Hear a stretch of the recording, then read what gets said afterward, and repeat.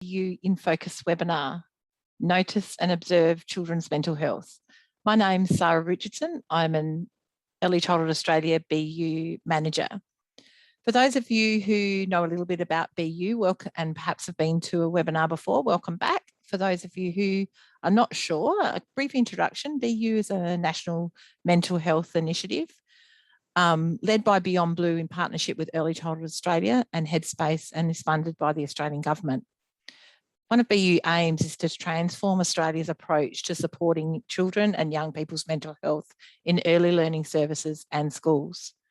The vision of BU is that every early learning community is positive, inclusive and resilient, and a place where children, young people, educators, families can all achieve their best possible mental health. One of the ways we do that is by creating and joining and participating in a collaborative learning community for educators and those of us who work in BU together. So that's part of what we're going to be doing today in this webinar, is learning along together. If you are interested in that and like to know more and you're not registered, then we really encourage you to register. As I said, if you already are participating in BU, we really encourage you to join in with the chat and engage and do some learning together with us.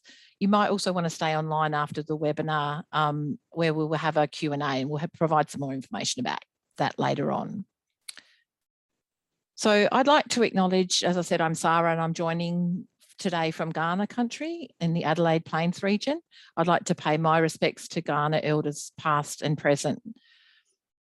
Early Childhood Australia also acknowledges the traditional owners and countries from across Australia where you're all joining us from today, and pay respects to elders past and present across this land. So if you'd like to acknowledge in the chat, then please do that. I'd also like to acknowledge any Aboriginal and Torres Strait Islander people who are joining us today. And perhaps as we go, I'd like you to think about how and consider Aboriginal and Torres Strait Islander perspectives and think about how they might inform this conversation, the discussion we're having about mental health. So as we learn together, one of the things we might want to do and we need to remember is to take care of ourselves and each other. Sometimes as we start having conversations about mental health, unexpected feelings or thoughts can emerge. Sometimes they can be a bit challenging. So please be aware of your feelings and any thoughts that might come up for you. Have a bit of a plan for how you're going to manage that. Reach out for some support. We'll put some supports for you in the chat as we go, but also be mindful of confidentiality, and that what we're trying to do and what we want to do is create a sense of safety that's foundational for positive mental health for everybody. So if we could work together in this space now and as we continue to do BU beyond today to ensure that each of us feel safe to be who we are, work with our strengths, express our opinions and beliefs and ideas, and also make sure that we experience being heard and respected, especially when there's maybe some other ideas or views. So there, as I said, we're going to be learning together, an opportunity for you to think about your own practice, what you do back in your service. We're going to have some polls and some reflective questions, chat with each other in the chat. And also you might want to think about not just what you're learning now, but how you might continue these conversations back in your workplaces. So remember, take care of yourself, and let's make this a safe space to talk about mental health. So as I said, we're going to think about how we're going to use this space. I'm sure a lot of you have already participated in online learning over the last couple of years. We're using Zoom webinar today, so there's a number of ways you can engage and learn with us. So you can, if you need some IT help, then you'll see some IT assistants to join in the chat. You also can ask questions via the chat box, the Q&A box, and those questions will be shared to the panelists either now or later and or responded to. We're going to try and respond to as many as we can during the session. And some of those responses we'll do back to you individually because they'll be something that you just want to know, but some of them we might share more broadly. We're going to have some polls, so I really encourage you to join in and let us know your thoughts about some of the questions we're asking. While we're doing all that, I'd really like to acknowledge that we've got a large team in the background. So Dino, Maria and Nathan and Steph doing some background work, and Blair and Nikki you will see in the chat responding to some of your questions. So a big shout out to all of them. There'll also be some resources and references that were posted into the chat, which you've probably already seen some of those coming through. And also there'll be a downloadable handout posted in the chat as well. So all of these things go, but that sounds like a really busy place. So remember that afterwards, these will also be available with the post-webinar, with the recording. And if, for those of you participating today, you'll get access to a certificate as well. Now, one other thing that we're trialing today, so you get the chance to experience for the first time, is that we will have a BU Spotlight that directly relates to this webinar. BU Spotlights are slightly different from a webinar. They're much more interactive. We're in a smaller group where you can come and actually have a conversation with us. So you will get a registration link and opportunity to join that, and it's something specially just for people who've joined the webinar. So I really encourage you to click on that link and join us, register to join us in the Spotlight later on to talk a bit more about this. There's also another Spotlight called the Beatles Observation Tool, so you might want to have a look at that too. So we're going to start off with a poll. So the poll question today is about why you're interested and why you're here. So you get to choose one, and you might, it'll be interesting to see what some of the choices are. I was going to say, I think lots of people say, well, all of these things. We want to know about the links between behaviour and mental health. We want to think about children's behaviour, thinking about positive and social, emotional behavioural outcomes, supporting children. All of these things around behaviour are things that always, we're always got questions about and always wondering how we can do better. And sometimes we find those the most challenging things, I guess, when we're doing our work with young children. So this is an opportunity for us to really learn more about the links between behaviour and mental health, and think about what we can do to understand them. And again, I'm not surprised. Most people are saying we want all of those things. And of course, everybody always wants all of those things. So hopefully you'll be able to, we'll begin, and this will be the beginning of a conversation. It might be the continuation of a conversation, because I'm sure you've talked about these things before. So we might end the poll now. Almost all of you have participated in that, so thank you so much. And we'll have another opportunity to do a couple more polls later on. So interesting. So let's get to it. We've got lots to cover. So as I said, today we're going to be thinking about noticing and observing children's mental health. And so we're going to be talking about things like recognising behaviours which indicate children might be having difficulty, that they might be the signs of early mental health issues. We're going to make those really strong connections, which you already have, between behaviour learning and mental health. We're going to notice through a mental health lens, and then we're going to think about what next. So to start that conversation, I'm going to introduce our panel members for today, and they're going to join me on screen. So we have Talia Taylor. Talia, would you like to introduce yourself? Hi, yes, hello. My name is Talia, and I'm also sitting on Kaurna country in Adelaide, like Sarah. I'm a consultant at BU, and I've had a long and varied history in early childhood, almost, I can say, from birth. My mum owned a long daycare centre from when I was about 6 months old. So that was literally the village that raised me, as much as my second home, my first job. And then after a few different career paths, I was led back to early childhood education, educational leader and early childhood teacher. I now sit...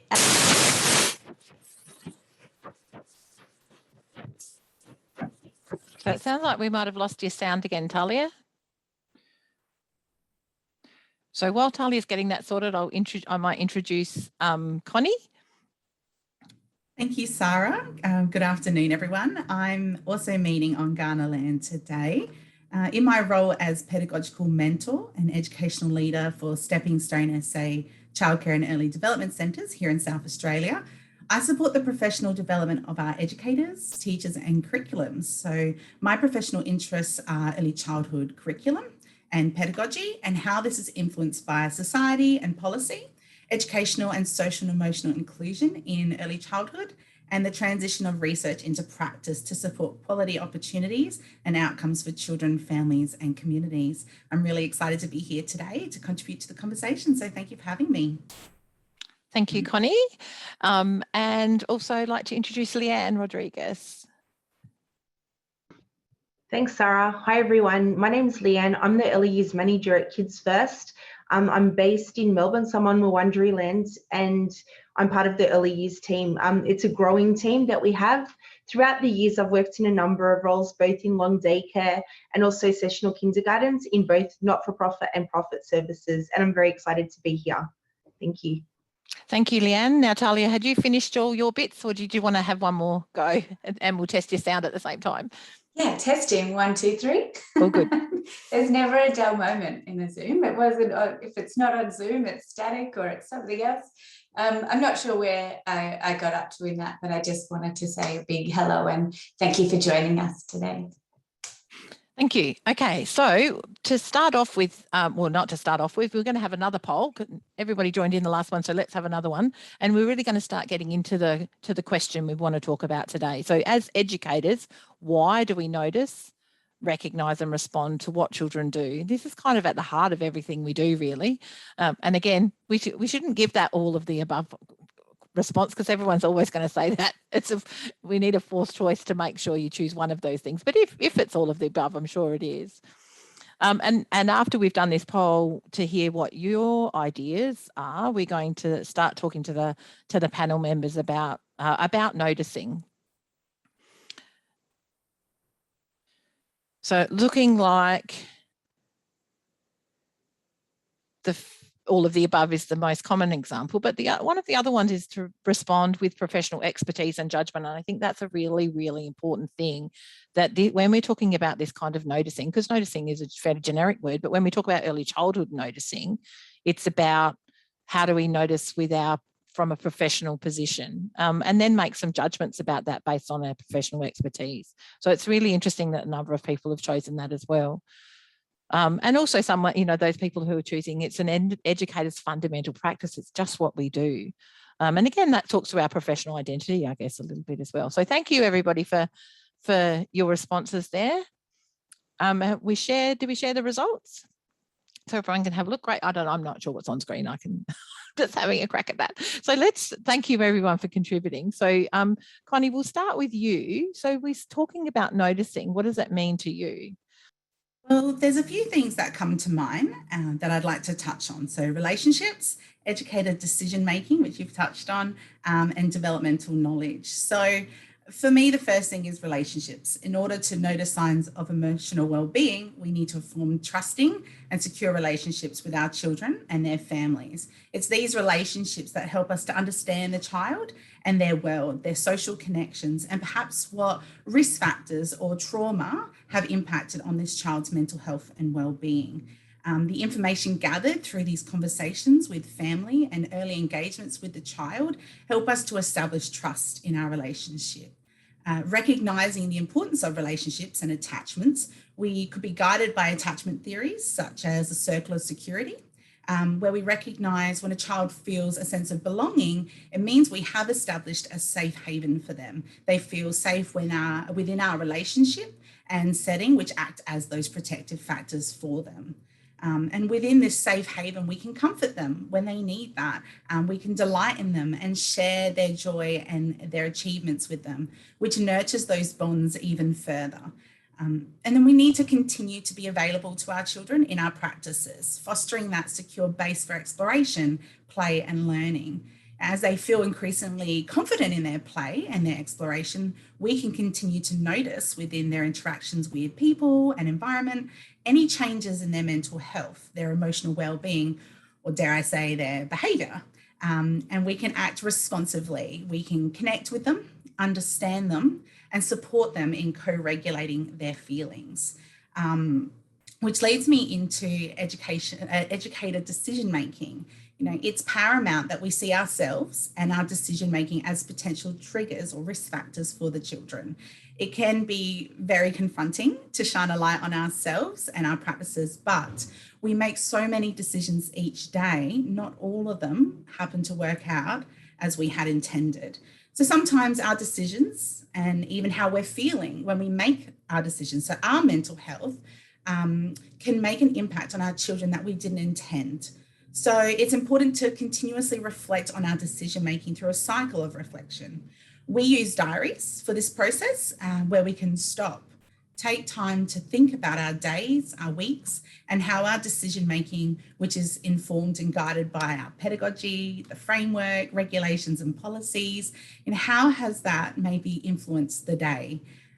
Most of the time we make great decisions, but when one falls short, it's important to recognise it, to notice it, consider how this impacted our practice and outcomes for our children, and consider if this can be avoided or changed through strategies for future practice, ensuring we don't set ourselves into bad habits as such, habits that don't really serve us. An example of this might be mealtimes. So considering our pedagogy, our values and beliefs, both professionally and personally, one might reflect that our lunchtime routine isn't supporting positive outcomes for our children whose behaviours are communicating to us that something isn't quite right. So we might need to modify these routines a little so they are more developmentally and age appropriate.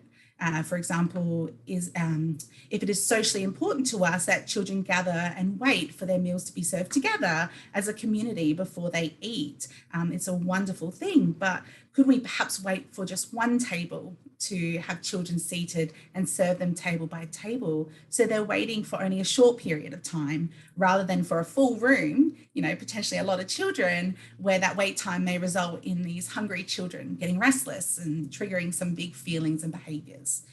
And so that touches on the third point that I wanted to talk about, which is developmental knowledge. What do you know of your children? What you know and the expectations you hold for them in your relationships, practices, routines and transitions and curriculum. Yes, the framework talks about holding high expectations for children to promote learning and development, but these need to be age and developmentally appropriate. If we set our expectations too high, we may create an environment that is overwhelming for our children. And for a lot of these children, they will communicate this in their behaviours because a young child wanting to be understood may not have the vocabulary to be able to say to us, hey, Connie, I think this expectation's a little too high and I'm struggling to meet this. In fact, I hear a lot of conversations about our young boys and the behaviours they are exhibiting. And I often ask myself and have conversations with my educators in response to this, even though it can be confronting sometimes, like I said before, to look at ourselves. But if behaviour is a form of communication, which is how I see it, or perhaps one of the 100 languages that Malaguzzi spoke of, what is it telling us about our expectations and our practices, especially for our boys, who seem to be the ones shouting the loudest? So if we notice the behaviours in this way, we notice with that mental health lens, we can see how our relationships can act as protective factors and how our practices and developmental expectations can act unintentionally as risk factors. So it's vital that we continuously reflect on our practices to ensure that they align with the vision. That's our duty of care and our responsibility to our children when they're with us. Thank you, Sarah. Wow, that's there's so much in that. I mean, that's so many webinars. I think if we look at the next slide and have a look at this quote, which has kind of helped us frame this this conversation, where we've taken the quote about educators notice a great deal as they work with children and recognise some of what they notice. And if we change learning to notice as mental health, or perhaps what we would sometimes call and more often call in early childhood social emotional development or learning, we will respond to a selection of what we recognise. So I think Connie's given us a really comprehensive overview about how that's really grounded in our work related to the NQS, related to the pedagogical approach we use, related to the early years learning framework. It's kind of just part of what we do. And that's what we wanted to do in this webinar, is really kind of frame the fact that we notice a whole lot of things, and then if we bring that mental health frame to that, what does that do to what we're noticing? So Connie, Leanne, do you want to continue our conversation here and think about, so what do we do then, in this process of noticing? Yeah, absolutely. Thanks, Sarah. So Connie gave a really detailed response there, and much of what Connie said actually resonated with me, but also with the way that we work with children within our services. So we're looking at relational pedagogy, trauma and attachment as part of the early years model that we're implementing. I think it's really, really important to note that the framework, so this is nothing foreign to anyone, regardless of the service where, you know, the attendees are working currently. This is about looking at the child and what's the needs of the child. And if you know the children and you have a relationship with the children, which is fundamental, you can then support the children to whether it's engaging in the program, or if you need to think about doing other things with the families, with the children, and with the education team.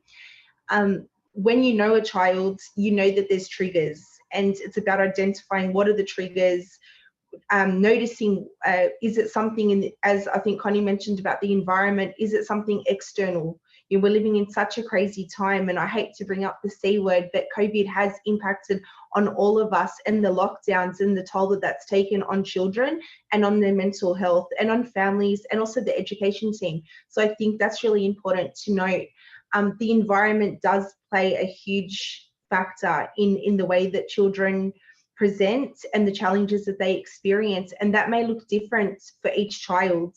But when we notice that there is something going on for the child, it's about getting down at their level, listening to them, actively listening to them. If they're nonverbal, responding to, knowing their cues, knowing the children so that you know, okay, there's something going on, what can I do? And that could be something as simple as modifying the program, thinking about flexible routines within the program, modifying the program, putting out other experiences, you know, incorporating more sensory experiences or mindfulness activities or whatever it may be. It's about being allowing for to be spontaneous, but also with an intention behind what you're trying to do and how you're planning to support the child, I think is really crucial. Communicating with the team is also very important. So if you're reflecting on practices and you realize, okay, so there's something going on for this child, talking to your colleagues, what ideas do you have? What do you think we can do to be supporting the child? And it doesn't need to be something huge. It can be something really, really small. Like, okay, let's, I don't know, put some music on because, you know, or go outside and it's, you know, get some fresh air. We know the importance of connecting with nature. So I think if you know the children and you're confident that you can identify the cues and know, okay, there's definitely something going on, then it's about, okay, what are their interests? So it's very much in line with the national quality standards and the frameworks anyway. And I think it's important to realize that they're not sitting separate. It's all, you know, together. It's all meshed in together as one. They might have different titles and different frameworks, whether it's the VELDF or the EYLF and the outcomes, but essentially the ultimate goal is the same, to hear the child's voice and to plan accordingly for the child. That's great, Leanne. And if we move to Talia, I was thinking, because that's one of the things that in BU we say all the time, this is not something else to do. This is something that acknowledges what you're already doing. And that's a really powerful and important part of BU. Talia, do you want to talk any more about the elements of BU that kind of connect with what we've been talking about here? Yeah, absolutely. If my sound does for some reason go again, just give me a big wave because I get engaged in what I'm talking about. Yeah, so a lot of that, that both Connie and Leanne have been talking about, is so you know, prevalent in early childhood education. All of these reflective practices, you know, are done every day, and you know, maybe every minute, maybe every hour, and definitely with different mixes of children. You generally have a different mix of children each day, and one thing might work well with one group and not so much with others. And to get that really clear understanding, and I really like the way, Leanne, when you were putting it about triggers and about what is different for each child, because it might be fine for one child to wait for a meal and have a bit of a chat, where another child is getting quite hangry over here and about to, you know, do something to you know, make the seconds pass a little bit quicker. And really knowing those cues. One of the best tools that I have seen that's come through BU that I didn't actually have when I was in it, my early childhood services, is called our Beatles tool. So that, I'm not sure if Connie or Leanne have used this before, but it stands for behaviour, emotions, thoughts, learning and social relationships. And this is a really great tool. It's been an absolute gem for many services that I support when I'm asked about how to support a child through a mental health lens. It breaks down areas and spotlights things such as the frequency and times of day and transitions that are happening, like you've both spoken about. But also, the persistence. Is it getting, is it getting worse? Is it getting better? What times do you see those changes? Who was around, and what strategies have already been tried? Like what things has already happened, and what educators are already doing that as well. So it kind of gives that really clear and concise view of what's going on, and it starts to put all the pieces together to identify some of those gaps and similarities. And if others are using this tool as well, it can really support everybody's understanding of what's going on and why, and can help to strategize the best help moving forward. Thanks, Talia. I'm wondering if you want to keep talking about the mental health continuum, because that'll shift us then into the next part of the conversation about how we notice with the mental health lens. Yeah, absolutely. So this is where, again, it really puts the emphasis on the child and what they're experiencing and feeling, and how they're moving in that space, and emotionally, physically, mentally, all of those things combined together, like we were saying, in a holistic sense. So there's a continuum that we use for all of us visual learners out there, that I think it's in the chat as well if you want to open it up. So this mental health continuum is this scale with positive mental health, which we call flourishing, on one side. And then in the middle, it gets to that going okay, and then into that struggling. And then in the red zone, where certain things are happening that's impacting your daily activities and experiences. So when we look at this through a child's eyes, we can ask, where are they sitting at that time? Are they in that going okay? Are they getting to that struggling? Let's hope to try and not get them pushed too far over, but to kind of try and bring them back to that flourishing end. And how is that then affecting their decision making or opportunities to regulate more effectively? Or do they move up and down the scale like the rest of us? So we can also look at where we are sitting on that mental health continuum and how it affects how we approach things from where we are on there. Particularly, I won't say the C word. I love how you put that though.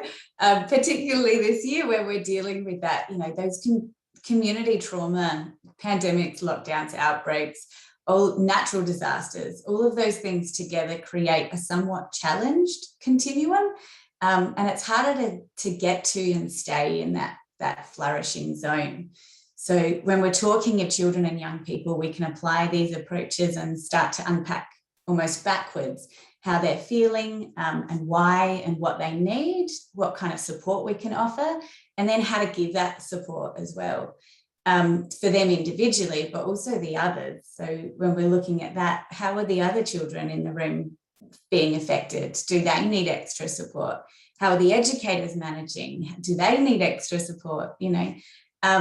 Are we all on the same page? Do the parents need support? It tends to open up that wider lens in a holistic sense, rather than just fighting to get through to the next eating transition stage, or when the next thing arises. Thanks, Talia. Connie, have you got any, I don't know if you've used the mental health continuum with your team at all to help people, like Talia said, open up that conversation. Have you got any thoughts about how that continuum helps you notice with the mental health lens? Yeah, we've definitely begun exploring that that tool, and it's amazing. And I love how it does talk about mental health on that continuum, that it can fluctuate and change in circumstances and across the day. I love that tool because it really shows that if we're noticing really closely, if we have that foundation of those authentic relationships with our children, and we're present in our practices, we can see those risk factors, see those triggers that we've been talking about before that child's mental health does move into that red zone, as Talia was talking about, and we can act proactively to that shift rather than reactively, which is much harder to support a child to co-regulate when they're in that heightened state. It's easier when we get to it in a more proactive way, when we can have those conversations with language and terminology that's responsive to that child, what they recognize. We, like to use a lot of that, red choices, green choices, how are we feeling, language that's familiar to them so they can articulate where they are on the continuum and make choices with us to co-regulate. So it helps us, that continuum really helps us to understand this child's experience with that mental health lens. And I'm a big advocate for us shifting and outdating the terminology of managing behaviours. And I think we really need to just be focusing on understanding behaviours so we can support children. Thank you. Leanne, do you want to add anything about the continuum at all? I think Talia and Connie have both raised some really great things to think about and reflect on for practices. I just want to say, I think it's really, really important to state, I was going to say notice, but to state that mental health can change and can fluctuate. And I know that's been touched on, but I think two things. Using the words mental health, it's often seen as a taboo topic. Oh, mental health. This is language that we should be using and we should be acknowledging. And it's also daily, things can change in a space of, minutes. So I think the tools are great, but again, it comes back to your observations, what you're observing, knowing the child and children in your care, and really identifying, okay, something's changed, and then responding, but also celebrating if a child or a co-worker or yourself for that matter is presenting positive mental health. I think that's just as important to acknowledge. We're kind of wired to automatically look at the negatives in everything. Oh, something's going on for this child. What's happened? Do you know what? It's really great. They're having a great day or a great moment. Let's acknowledge that, have the conversations when the positives are happening as well, not only focusing on when someone is experiencing poor mental health. Yes, thank you so much for that, Leanne. And that's a really good shift into our next conversation, because that's one of the things that we notice when we start having a conversation about mental health is people are, and it's part of our understanding and the stigma around mental health is that people tend to actually identify with mental illness or when things aren't going well. And actually mental health is something we all have, and it sometimes is on the, like Talia described, on the continuum in the green end, or we have good mental health and we're flourishing. And it's really important to notice that as much, for children and for ourselves when that's happening as well. And in the same, and have some messages to support people and children to know what to do, how to have good mental health. We do that with physical health all the time. We've got things about sleep and healthy eating and exercise and being safe in the car. But what do we say to children about being mentally healthy? And that's a really powerful and important part of BU. It's not just about when people might need some additional supports, but it's also about thinking about what it looks like when things are going well. So, Connie, do you want to talk about what happens in your service when you notice good mental health? Thank you. Yes, it's a positive sign, and it's an indication for us that our relationships and those practices are responsive of our children and their needs, and so that's fantastic. So for us, other than obviously celebrating that good mental health and having those wonderful engagements with children, celebrating their achievements, which often help them to feel really quite wonderful, we should reflect on those too. We should reflect on positive, good mental health as well, because because then we can look for ways to embed that. As we've talked about, no 2 days are the same. We've got different enrollments, as Talia pointed out. And so what works one day might not work the next. And so it's so important that we not only look at the mental health down that red zone, but looking at the positives so we can go, okay, well, what worked this day and how could we try that on another day where perhaps we're not having the same response. And so we use our diaries for that. It's not just about, what's not working well, it's about what's working right. And trying out those strategies and just continually trying to try new things when it doesn't work out, not putting our hands up going, well, it didn't work, so we give up. It's about trying new things so we can try and have that cover across all our days as best as we can. And that analysis and comparison of our practices will really help us to notice those changes that need to occur and those strategies that we need to improve our, in our improvement plan. Thanks, Connie. And Leanne, do you want to talk about the notion of belonging and back to that relationship stuff and how that impacts on good mental health as well? Absolutely. I think with families, every family is different. So family makeup is very, very different, and they're a child's first teacher. And when a child comes into the program, whether it be a kinder program or a long daycare setting, family daycare, whatever sort of service is provided, the child has a new community that they're part of. And I think with that comes challenges, but also really, really positive elements of that.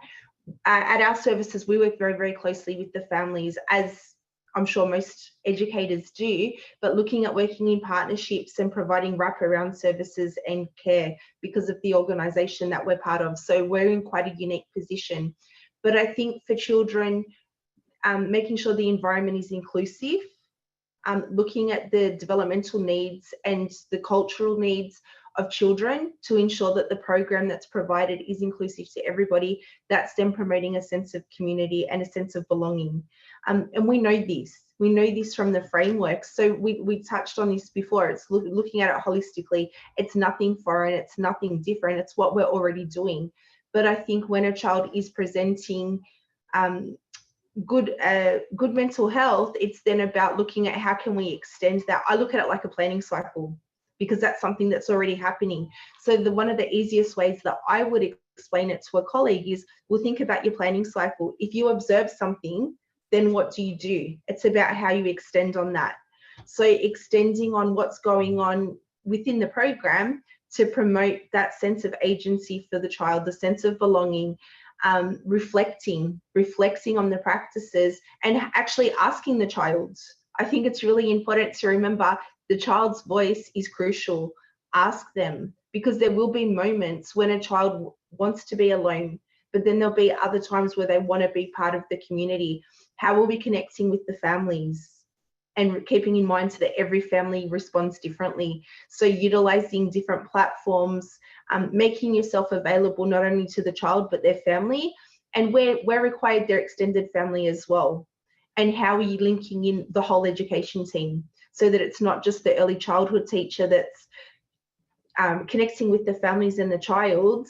How is it the wraparound support for the whole team to be connecting with the child and the family and really embedding that sense of community? So it's, it takes a village. So it's essentially creating the village to support the children in care and modifying practices.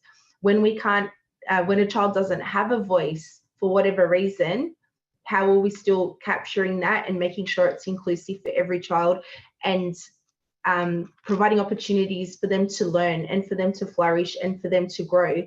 And with that comes the mental health element, because we know that's every day. I'm not sure if I got off topic, Sarah. Sorry, I just get a bit carried away. No, it's great.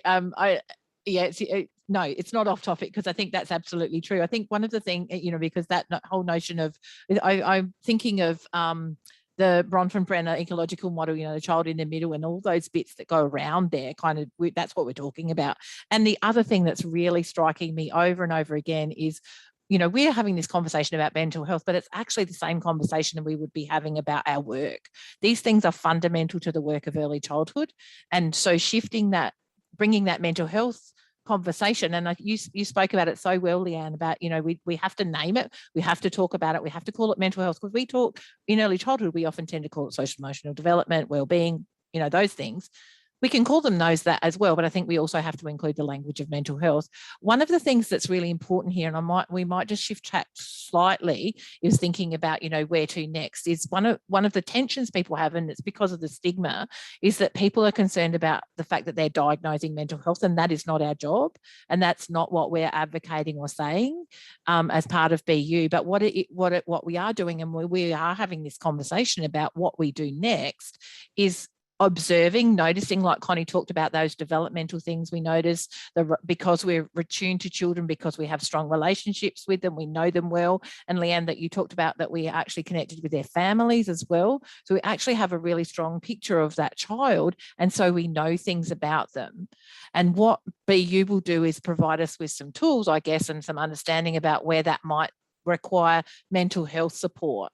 And so we're not diagnosing, but in the same way as we might notice something around a child's language development, or their, you know, some other concerns we might have, we would then go, you know what, there's something that we need, something extra needs to happen here, because we've noticed. And we've used tools like the Beatles tool that Talia was talking about to perhaps document some of that, and our reflective journals, so that we've talked together about what that means, all those other support services that we might have around that you talked about, Leanne. But we are not diagnosing, we're actually identifying and then deciding what next. And what next, we've talked a lot about what next in terms of what we do in our service, but there's also some next steps in terms of referring out and that kind of thing, and making sure we know what to do with that too. So BU can help us with that sometimes as well. And I think I've got off topic too, Leanne. So there we go.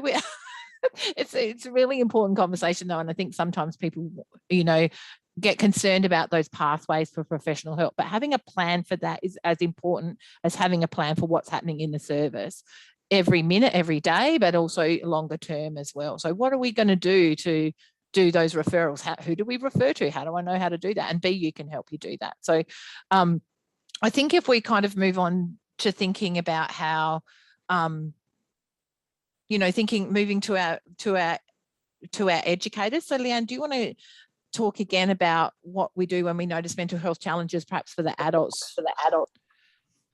Yep. Sarah, I'm really happy that you asked me this question, because this is something that I'm very, very passionate about. Leading people presents challenges, and we're all human. The team of educators need to be supported, because they can't fill a bucket if they're running on empty. So as we're identifying any concerns around someone's mental health, it's important that we have the supports in place. We're very fortunate that within our organisation, we have access to the Employee Assistance Program, so we can refer staff to that program. Not all early learning services have that option.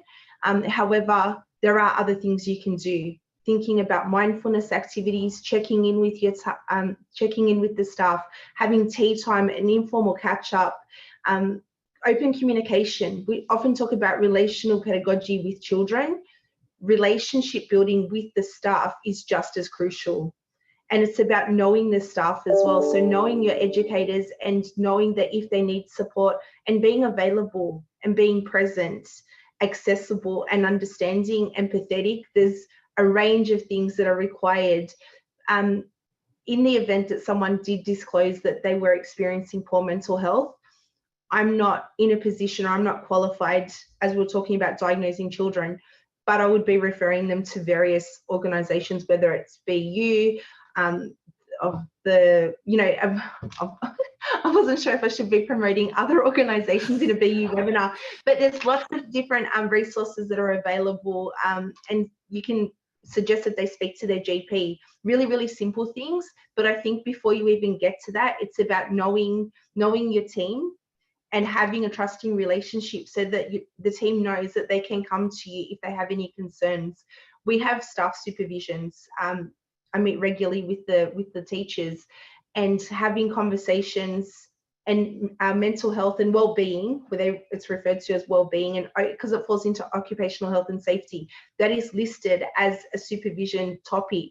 So things could be raised in supervision. I think it's also important, I know for myself, that I then have to stop and I might need to take 5, because in the event that someone did disclose something, I need to look after my own mental health. So then it's about having the strategies to support myself, because again, I can't feel, it's a trickle-on effect. I can't fill my team's glasses if I'm running on empty, and therefore they can't fill the children and the families.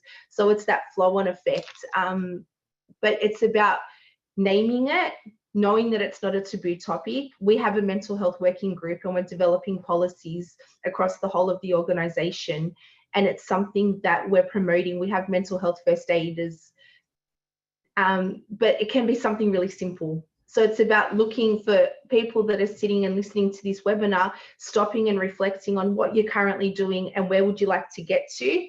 And I'm confident that the BU consultants can support with that and point you in the right direction. Thanks, Leanne. Yeah, that's really important and some really great suggestions there too. Connie, do you want to talk? I know you've talked a little bit about reflective practice already, and I know, you know, you've got some processes, your journals and those kind of things. And some of those things we reflect on practice are obviously in the long run for children, but they're also really important for staff to feel like they're proactive, and, you know, so that reflective practice is actually also important for staff wellbeing, as well as hopefully having positive outcomes for children too. Absolutely. Thank you for asking. And Leanne, you know, covered so much in that. One of the things that really jumped out at me, out of the many, was the trusting relationships that educators need to be able to have with one another. If we are going to shine a light on our practice, we need to feel safe and comfortable to do so. And it is part of a community that we do that. It's not just one person sitting down going, well, what could I change? What can I, you know, how can I improve on my practices? It's a community. So it's those educators within their rooms, and it's the educators across the service going, you know, what do our practices look like? How do they serve us? How do they serve our children for those positive outcomes? Yes, the reflection diaries absolutely help with that. But for myself, for instance, I visit many of our centres. I'm there to support and mentor and guide our educators in their practices and their curriculum. And the very first thing that I try to establish with new educators that I meet is a trusting relationship, that they feel that they can trust me to open up, to talk about their practices, to talk about their curriculum, so we can work together in that improvement process. You know, I had an example I could talk about where I was visiting one of our centres, and they knew this child very well. They knew what was happening in this child's family life. They were going through a parental separation, and they knew that was really challenging for this child. So that educator's knowledge, that foundation with the family and the child, it was all there. But that educator and that educator team just really wanted to have a conversation, to feel heard, that the choices they were making were not right, but they were meeting the needs of that child. And then also, what else could they do? They asked me, you know, can we have a conversation around what we're noticing, and can you help us with some further strategies and ways to support this child and all our children and ourselves? So, you know, we were able to sit down and have that conversation. And part of that, you know, I was fortunate I could actually engage with that child and form a relationship with that child as well through, you know, some playful joking and kidding. It was a young boy, so that's always a great way to connect with him. You know, I'm really starting to form that attachment with that child. In that moment, I can do role modeling, which those educators can observe me role modeling some of my practices that complement their practices. So without that trust and that confidence to be open, that reflection journey is really going to be hindered. Thanks, Connie. And Talia, do you want to kind of wrap this conversation up with what some of the BU, especially the educator wellbeing resources that BU have? Because I think, you know, while this space is huge, and, you know, we started with that notion of behaviour, and, you know, I reckon often behaviour is one of the things that we find most challenging about our work. It's really hard to know what to do. It matters a lot to us, and it can impact a lot on how we are in our work. And we just wish we knew how to make it easier or different for us and for the children, obviously, as well. But, you know, making sure that we have a bit of a plan to support each other, our own well-being, not just individually, but across the service, which both of you have talked about. Sorry, Talia, you want to talk about the resources? You were doing great. So obviously educator wellbeing, you know, has been a really strong push. That's most of the questions that I've received about in the last 18 months. And being an education initiative that's constantly changing, a lot of time, effort and evidence-informed practice has gone into the tools and resources that we've got about educator wellbeing, particularly. So some of those are in the chat. So we've got fact sheets that you know, you can have a look at little tidbits of information, but we've also got some wellbeing plans and tools that you can really sit down and make that a priority and start to think about those things. And you may not necessarily think that, you know, writing all of that down is going to be, you know, oh, I don't need to do that yet. I don't need to focus on that yet. But I've found, you know, just having that there as a safety box, I don't have to necessarily go and look at it all the time, but I know that I've written something in there, and I know that I've got a couple of protective factors that help support me when those risk factors are getting too high, or when that continuum is starting to sway a little bit to one side. So that can be really good to kind of have a look and fill out and start to kind of think about those things in a different mindset.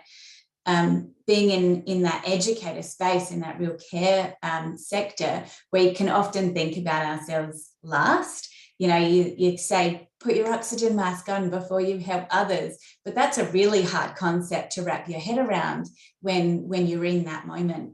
And what I've brought up before when talking about educator wellbeing is if your mask isn't on properly, you know, you're at less capacity to help the other person's mask get put on properly. And then by the second, third, or fourth person you're helping, you're at less capacity with every child or every person you come into contact with. Whereas if yours is on 100%, then that first, second, third, fourth, 24th, 34th child or young person, or, you know, person at the end of the day, the poor person that sees you at the service station, you know, you still have that mask on that helps you to deliver at your best self in your most regulated state. So it does have that you know, importance behind it, and I think we should really be shining a light on that, which, you know, given that there's tools to be able to help that, and tools that can support a whole learning community, to put some of those things in place as a priority.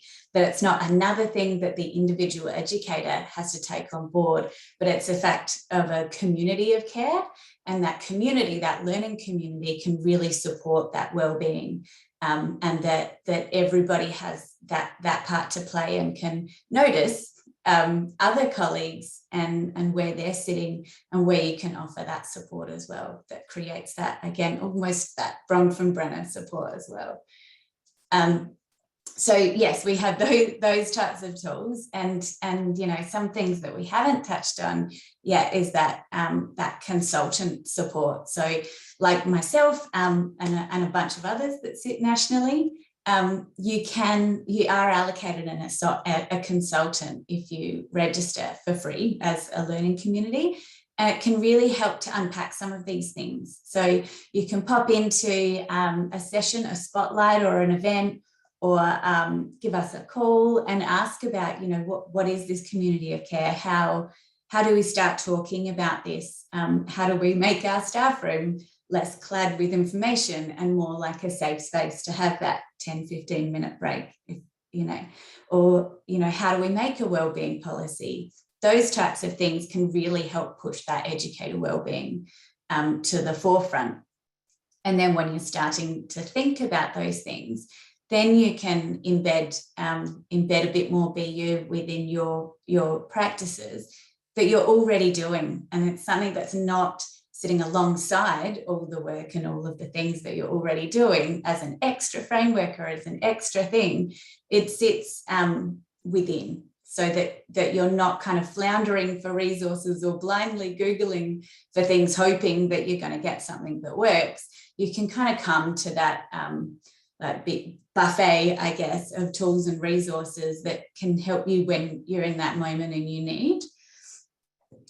Something that Leanne was saying about, I don't want to, promote other services when we're in the BU space. I thought that's really good to bring up as a BU consultant.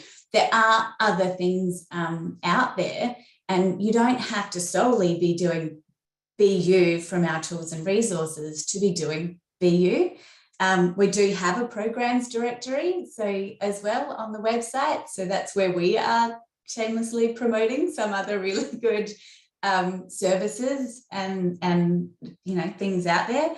If you're doing Phoenix Cups or Emerging Minds, or there are certain things and there's certain guides that can help push this along, where you and your service really needs that support, and we can tailor it to that and make it so it's not too daunting, or make it to sit exactly where it needs to be. Thanks, Talia. I think it's a good place to finish up. I think, you're right, BU can kind of give you that comprehensive view and help you make some plans, not just for wellbeing, but how do you do mental health across your whole learning community. We've come to the end of the conversation. So just to finish up, we're going to do one more poll, and then we'll get one more thing from Connie, Leanne and Talia. So what's the one thing that each of you are going to do to build on what you're already doing? We've talked a lot about that. So the opportunities you've got here are maybe attend a spotlight that Talia's been talking about. That's where you'll get access to those consultants. You might start noticing, you might learn more about the educated wellbeing we've talked about, thinking about that mental health lens. So how do you bring that to everything you do, which is what BU talks about, maybe checking out the mental health continuum. And we didn't give you an all of the above option, but you might want to do all of that as well. And, keep talking. I think that's really important too. So it's a fairly even spread. I'm just having a look at some of the results there, and people are still thinking about which one they might do or not do, or, we'd love to keep talking with you about, I think I started at the beginning saying this is either the beginning of a conversation for you, or it's a continuation of a conversation you've already been having. And I think it's not the final point. Obviously, there's lots of things to keep talking about, and we need to keep doing that. So we'll just share the results there. So bit of an even spread. So a couple of people are going to jump in. And remember, there's that special spotlight that's just connected to this and available just for those people who have attended this webinar, where we will directly be looking at the conversation. To our final takeaway messages, we'll start with you, Connie. What's your one thing? My one thing is to continue the conversation, really fostering the language that we've used today. And in that way, we're going to be exploring the Beatles tool a lot more deeply, and the resources that come with that. So thank you. Thank you so much, Connie, and thank you for all your insights as well. You started us off really well. What about you, Leanne? Have you got one thing? I would have to agree. I think, we've done a lot of work in this space, but it's not the end. So it's about continuing the conversations and just continuing to be open-minded, that it's constantly evolving and changing. So just being open to whatever that may be, and recognizing that everyone is on a different journey. So when continuing those conversations, it might be more about checking in with, okay, well, I'm here in regards to implementing and embedding anything in relation to mental health, but not everyone is as passionate possibly as I am. So it's about myself stop reflecting, modifying the way that I'm supporting my teams to ensure that everyone's doing this to a great standard. Thanks, Talia. You got 5 seconds. I'm being greedy because I'm going to be in the spotlight session, so I can continue this conversation. Excellent. Great. And so, yeah, remember, there's a spotlight connected that just is for just people who've come to this webinar. So we'll build on what you've known. So I would like to thank all of you very much for coming, particularly Connie, Leanne and Talia for, providing their fabulous examples and also being so passionate about wanting to talk about this. It's been wonderful to have you to join us today. I'd like to thank everybody for participating in the chat and with all your questions. I think there was a fair bit going on. Particular thanks to the behind the scenes people and to Blair and Nikki in the chat. If you would like to leave now and you'll be prompted when you exit to complete the exit survey. So we'd love to hear your thoughts. And also if anybody else is watching with you, if you're watching as a group, then please add your name. All of everybody who's watching. There are some of you who may want to stay on for the Q&A, and when we do that we'll have a 5-minute, well not a 5-minute, a couple of minute break, so a bit of a wiggle break. So you might want to start doing that now too, and thinking about what your questions are, but or join into the spotlight. If you have learnt something about BU and you're keen to find out more, then please register for BU and one of the consultants similar to Talia will contact you and have a bit more of a chat. So once again, thank you so much, everybody. And we'll finish the webinar now. If you're staying online, you can just stay where you are. You might want to go have a wiggle and come back. But thanks again, everybody.